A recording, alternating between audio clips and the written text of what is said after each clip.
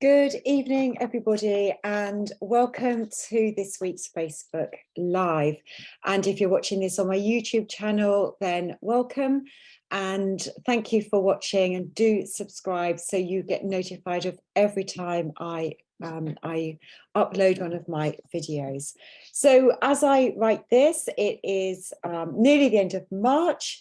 We're getting more towards spring here in the UK, and there's definitely signs of spring, not just in spring flowers, but it's definitely getting a little bit warmer, finally being able to venture out the house without putting a coat on. I don't know what it is this year, 2023, but to me and talking to others, it does feel like it's been a really long winter. So roll on spring and summer. So today I want to talk about probiotic foods. I talk a lot about the supporting gut health and the benefits it has to all aspects of our health, whether it's our physical body and autoimmune conditions or other conditions going on in the body, but equally with mental health as well. So it's so important to find different ways that we can support our gut health. Now, whilst I may talk a lot about eating different vegetables, it's also relevant and important to think about eating probiotic foods.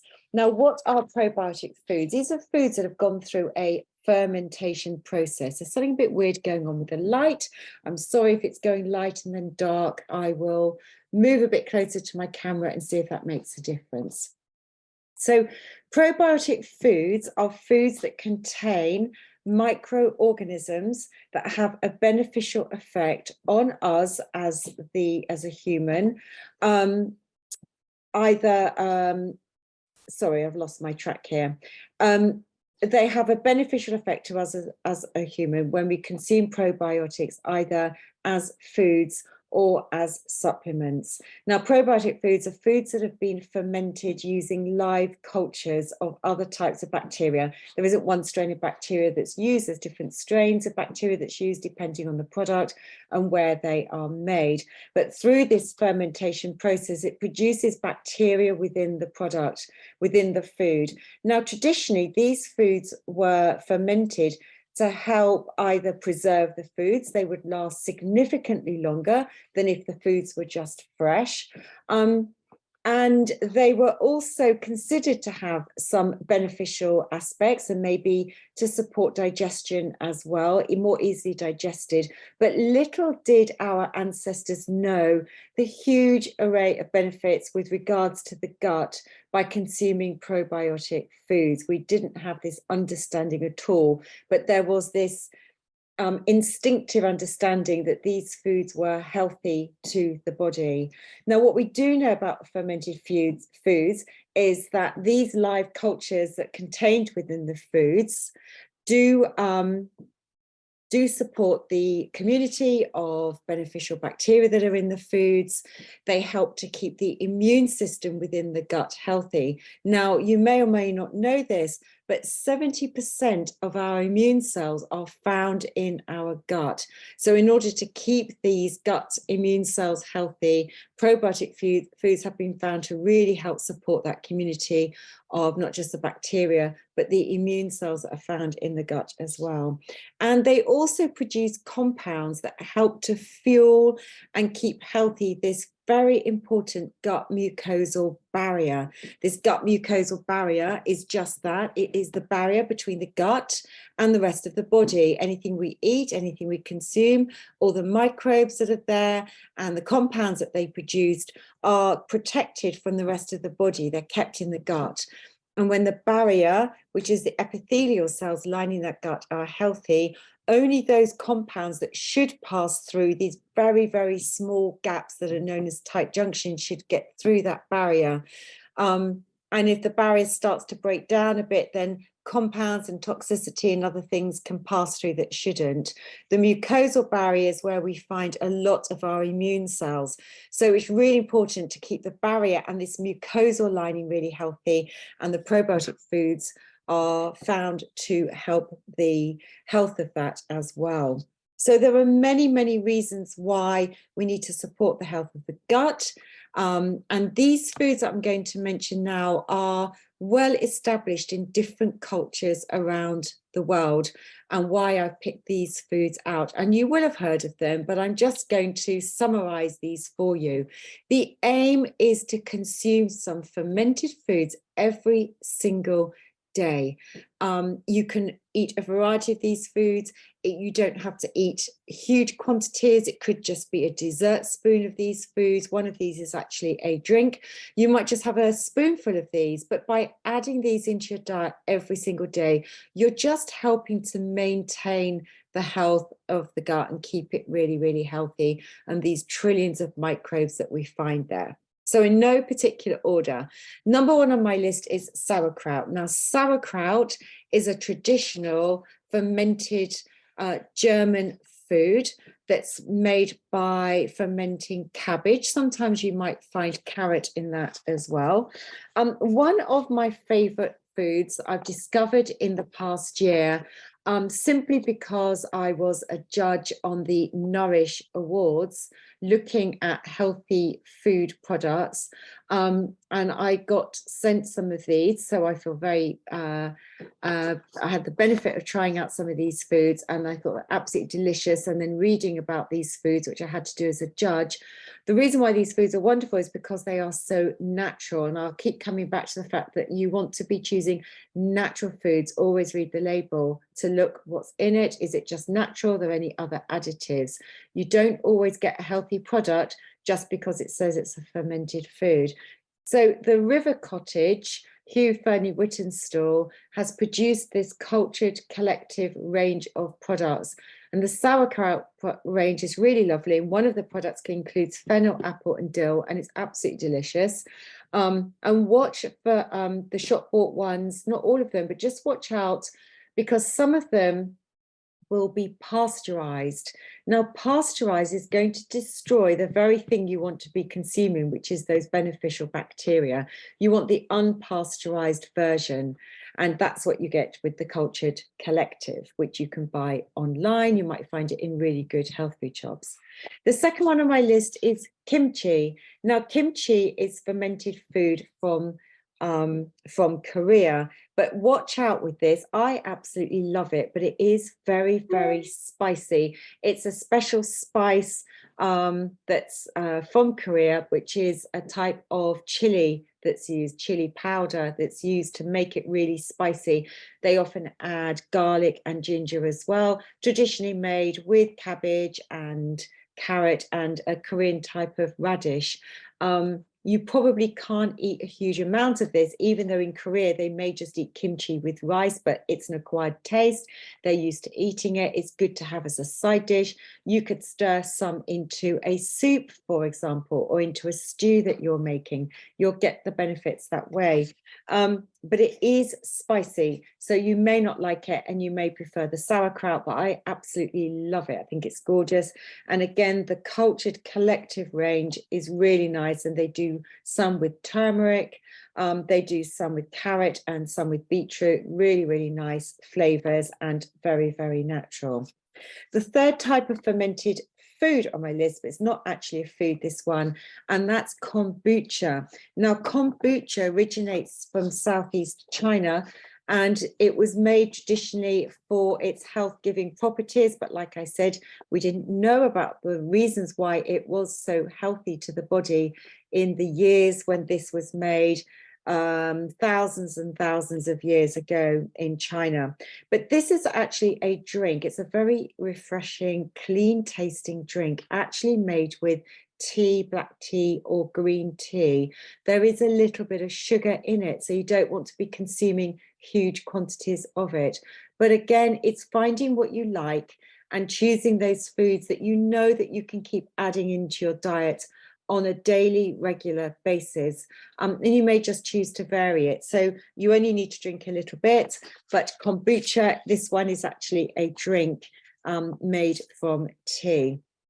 The next one on my list, the jury is out on this one, but I'm going to include it, and it's apple cider vinegar. It goes through a double fermentation process to turn the apple juice from cider into the vinegar. And the jury is out with regards to its probiotic properties, but we know that apple cider vinegar has a lot of health-giving properties for the body as well as for the gut.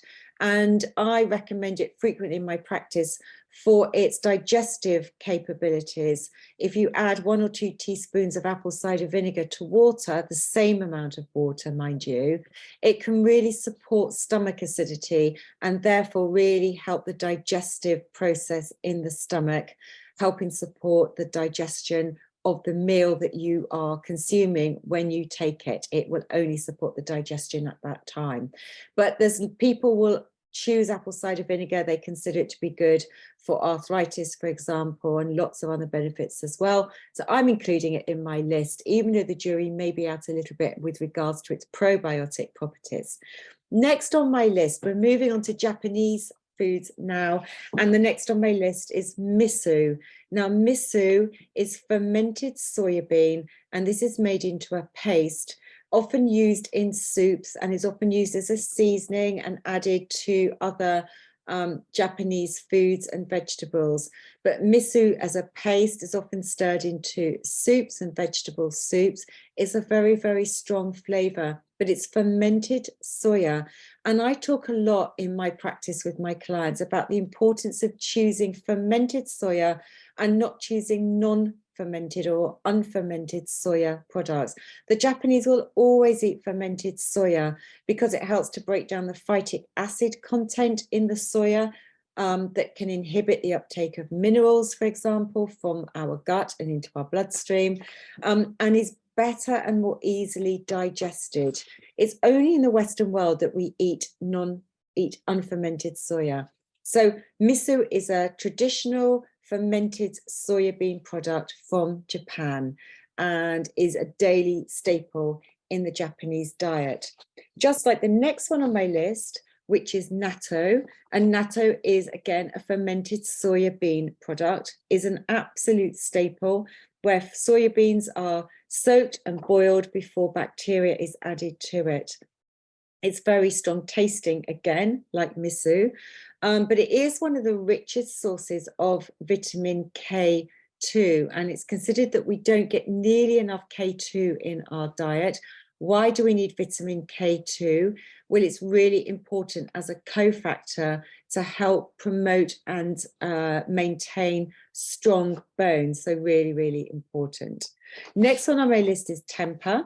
I'd always considered tempeh to be another Japanese fermented food, but this one is actually from Indonesia when I researched it. But just like natto, it's a fermented soya bean product that's made to look a little bit like meat. You get a block of tempeh and you can cut it up, and is a really easy way, for example, for vegans in particular, to make a dish. It's a bit like meat, but it's actually used from this fermented soya bean product. It's a great protein-rich vegetarian vegan source of protein, but also rich in calcium, vitamin K, vitamin D. Again, all of those things are going to be so valuable to be supporting bone health. And it's also rich in a type of phytoestrogen called isoflavone. And isoflavones, this type of phytoestrogen, is really helpful for menopausal women who have declining levels of estrogen in the body. And of course, when we're trying to help keep our estrogen levels at a level that is supportive, we don't need the same amount of estrogen. We don't need to keep the same level. We just need enough estrogen levels in the body that all our cells, and many of our cells in the body, need estrogen, including our bones, and including in our brain and in other parts of the body, which is why some women find they get symptoms when they go through the menopause. So eating this food could be very beneficial. The final one on my list tonight of fermented foods, probiotic foods, is coconut yogurt. And this is yogurt made with coconut milk that goes through the fermentation process with cultures, live cultures added to it. I love coconut yogurt. I probably eat a little bit of this every single day.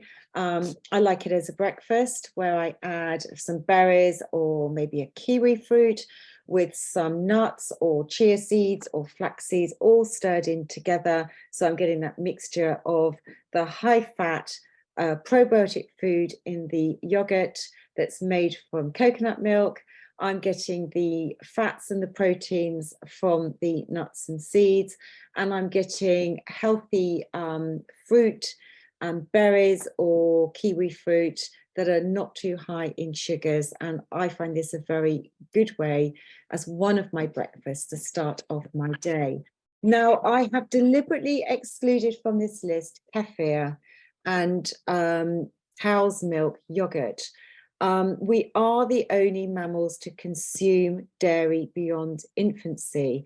And for many people, dairy can be hard to digest. Even in kefir, that may be slightly better to digest, some people will struggle.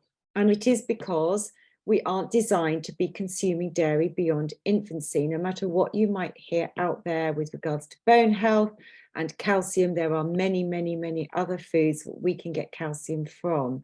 So it's not that I say you can't have any dairy. I just like to promote other alternative foods rather than dairy. And I like for myself to keep dairy low in my diet. I don't have a lot of dairy in my diet at all. Most days there's no dairy in my diet at all.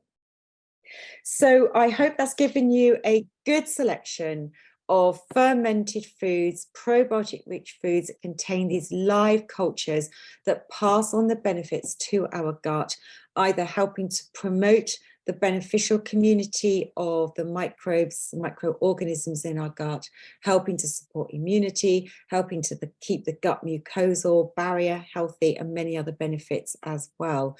Always read the labels, always make sure you are choosing the foods that are as natural as possible. For example, the coconut milk, I choose Cocos or Koyo yogurt. There are others on the market. They have lots of other additives. And actually, if you look closely at the labels, they may say it's coconut yogurt, but there's not much coconut in there at all. It could be made with non-fermented soya. Well, it may go through the fermentation, but I like to choose my products very, very carefully. At the end of the day, you get what you pay for. And one way to keep the costs down with all these foods is to think about making your own. Lots of advice online about making your own. If you've got the time to go through the process to make your own, then do give it a go. Once you've done it once, it gets easier and easier to make these. They last a very, very long time. Some will say keep refrigerated. Others will say you don't need to keep refrigerated because of the fermentation, and the bacteria will keep it fresh for you. So I hope you found that really interesting tonight. Do subscribe to my YouTube channel if you're not a subscriber. Do come on board and join my Facebook group, which is called Inspired Lifestyle Choices for Women Over 35. Thank you for watching tonight. I don't think I'm back next week if you're watching this in my Facebook group, because I'm back to Moorfields Eye Hospital. Some of you will know I had cataract surgery last year, so I'm going back for one of my checkups next Tuesday, so I won't be live next week, but I will be back the week after that. Take care, everyone. Hope you have a great week. Hope you get to enjoy this slightly warmer weather. Bye.